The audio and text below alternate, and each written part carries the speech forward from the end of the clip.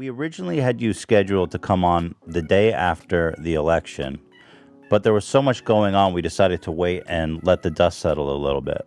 Yeah, I would have been like comatose. I don't think I slept more than a couple hours that night. I was just like glued to Twitter for 16 straight hours.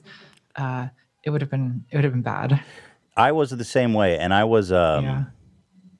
Were you losing your mind a little bit during that period? And it went on for like, yeah, 100%. and I Yeah, wasn't fully sleeping, and I crazy. was obsessed with like Twitter and the news and all. It was really, Oh, it yeah, it was a was horrible like week.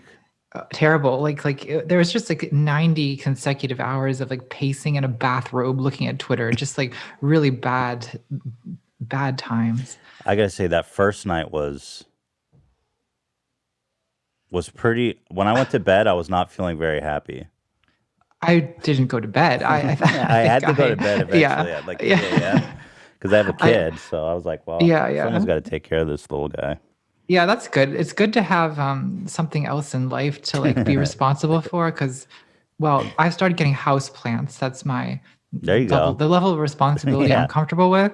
But yeah, that's. I know I was losing it. I mean, at first I was definitely having flashbacks to 2016 Yeah. when everyone said I said Hillary's gonna win, Hillary's gonna win, Hillary's gonna win, and then that night, well, at 9 p.m. or whatever, like Trump starts winning states, and it looked like that was gonna happen again this time. Hmm. Even though we all knew, like everyone said, like, oh, there's gonna be a blue shift, it's a red Hmm. mirage, like don't worry about it, like he's gonna, but somehow like I guess like 4 years of like political doom for me has kind of trained me to expect the worst. Mm. Well, I was really hoping because the polling was so dramatic. It was like 10 points here, billion points there. So when Florida fell to Trump, I was really hoping it would be like a swift knockout with the enormous lead he apparently had in the polls.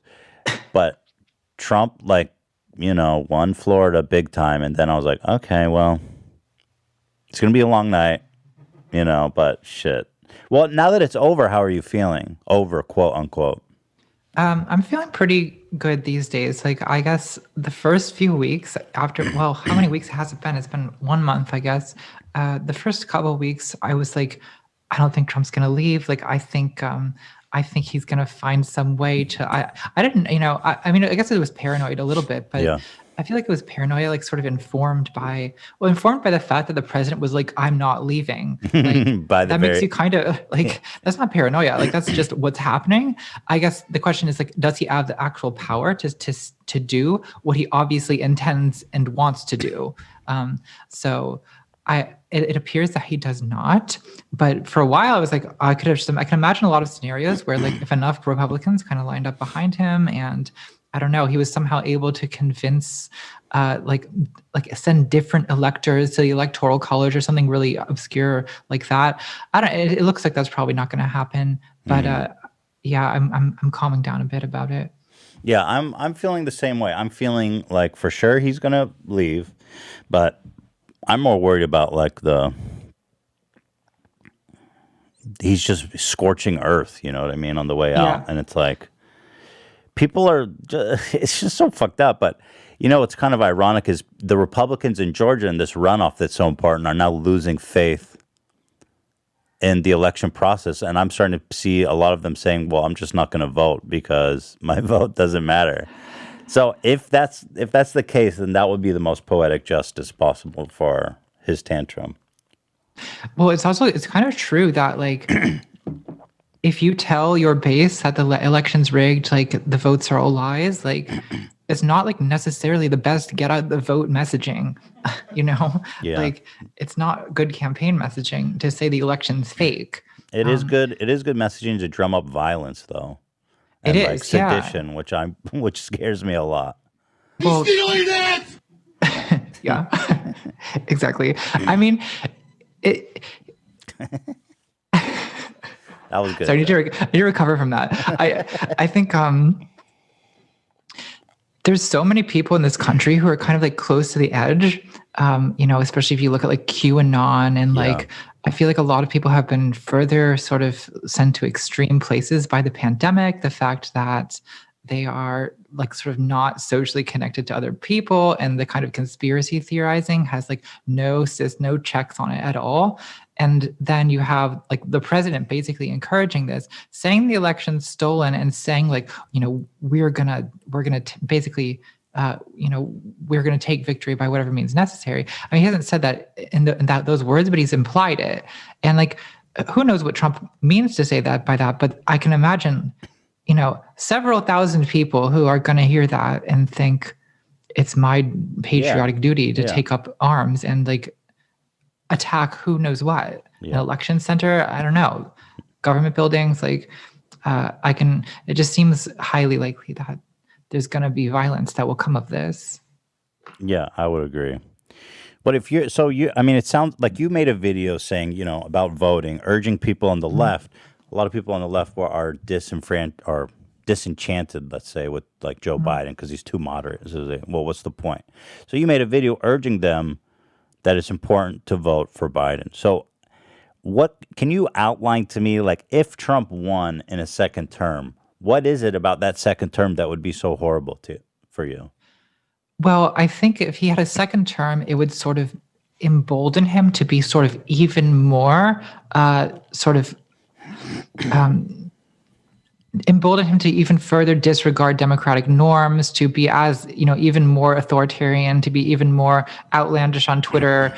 I say outlandish as if that's really the problem. It's not just being outlandish. It's being like, just sort of unhinged and cruel, and it would potentially put him in the place to choose yet another Supreme Court nominee. And I don't know, there's a lot of like very dark implications that I see that having. So I also, it would also give him longer. I don't believe Trump believes in democracy. I think he clearly does not. I think that I don't know, it would give him more time to basically, lay the groundwork for the Trump dynasty, basically. Mm-hmm. And I think that would be really, really horrible for democracy in this country. So, of course, we'll never really know, like the extent of the disaster that we just averted. But I think that it's like a huge step back from the edge of a cliff, basically. I'm not super enthusiastic about Joe Biden. I don't really know anyone who is, to be honest, but I feel like at least this like hits the pause button on the slide into hell and like lets us kind of like regroup and think about what to do next. Well, I saw this headline of like George Bush, Bill Clinton, and Obama all together pledging that when the vaccine becomes available, they will all take it publicly to boost confidence. Like, these are normal presidents. Like, you may not agree with them, but they definitely care about democracy in the country. And we can all find that common ground at least. But and like, I didn't even say anything about coronavirus. Like right. this president who like basically, I mean, he basically has said that like wearing masks is for sissies. Yeah. Like, I'm not doing that. Like, look at Joe Biden. He looks like such a pussy with his giant, mask. Like, like in the middle of this pandemic that's like killing at this point, what is it, like 3,000 people a day? Yeah. Like, it is just like the worst leadership you can imagine in this situation. I believe he said 2 days before he got coronavirus about, look at Joe Biden. He wears the biggest mask I've ever seen. Whatever the biggest mask, yeah. So now they say I'm immune. So I love all the sworn affidavits, Rudy's sworn affidavits. There's some great clips that just came out. I think this morning I saw them. And, people, whenever I talk to people about like who doubt the finality of the election, they always talk to all the evidence of voter fraud and specifically the sworn affidavits. So, Ian, do me a favor and pull up this clip here. This is one of the people who testified with a sworn affidavit that Rudy Giuliani brought into court to testify. So we can finally get a peek in.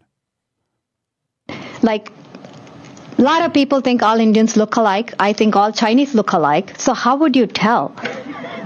If some Chow shows up, you can be anybody and you can vote. And if somebody with my name, you can't even tell my name. Anybody can vote. Like, compelling stuff.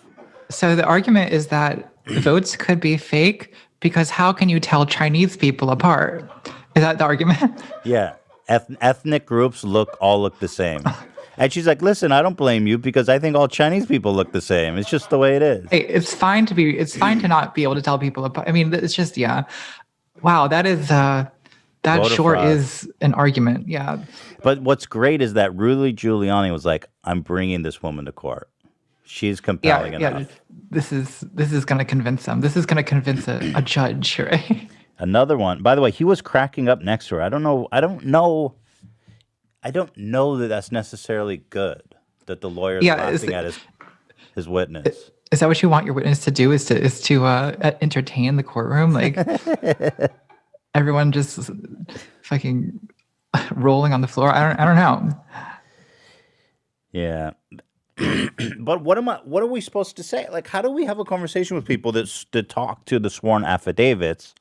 But this is the content of the sworn affidavits. So, like, how do you communicate to people that like are so fully convinced that the election was stolen? Which, by the way, last I checked, which was a few weeks ago, to be fair, but like 88% of Republicans think that the election was rigged. 88%. Mm-hmm. Yeah. I mean, I'm someone who I think of myself as someone who's like likes to try to communicate with people I disagree with, and I like to try to reach out to people who I think have a backwards point of view and try to understand where they're coming from. But honestly, with people who support Trump in 2020, I've kind of gotten to a point where I feel like there's such a level of detachment from reality that I just cannot get through. Like, because I don't think that the issue, I guess, is that when it comes to like election fraud, I don't think they care about evidence. Like, I don't think they really care. Because if they did, like, they would be looking for some, and you can debunk each new piece of evidence they bring forward only for it to be replaced overnight with a new thing, and everyone forgets that the old one was debunked. So it's like this impossible task, like this hydra that you're trying to kill of misinformation, right? Where you set, there's this video of where it looks like, and you debunk the video, and that takes 6 hours of work on your part, and then everyone immediately forgets that was ever used as evidence that that there's election fraud, because they move on to some new piece of evidence. So it's like, I don't know, they believe it because Trump says it, or they believe it because believing it leads them to reach the conclusions they want to reach, right? Which is that Trump should stay and we should find a way to keep him, right? Like, it's not about what's true. It's about like, how can we build an argument for the conclusion that Trump should be president despite losing an election?